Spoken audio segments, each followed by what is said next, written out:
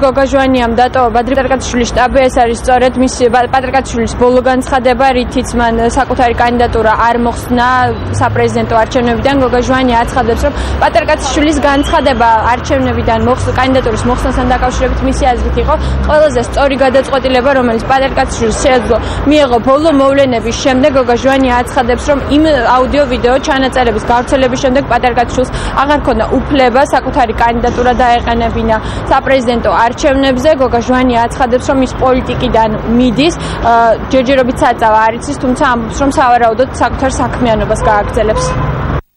მე დავტოვე ახლა შტაბი, მე მინდა ავხსნა საერთოდ რატომ მოვედი მე პოლიტიკაში, ასე ვთქვათ.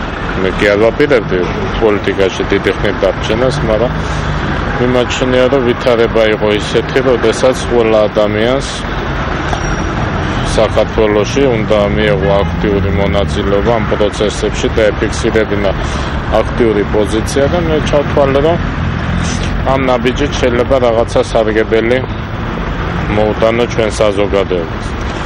სამწუხაროდ ჩემი მოლოდინი როგორც ჩანს არ გამართლდა, ჩემი მოღვაწეობა ასპარეზზე მიმაჩნია, რომ იყო სრულიად უშედეგო.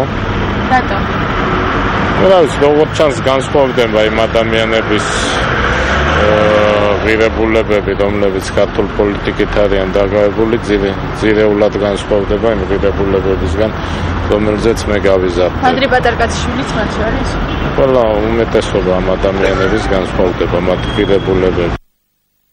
ღირებულებებს შორის სხვაობა ეს არის კიდევ ერთი მიზეზი, რის გამოც პატრიკატიშვილის შტაბი დატოვა გოგა ჟვანიამ.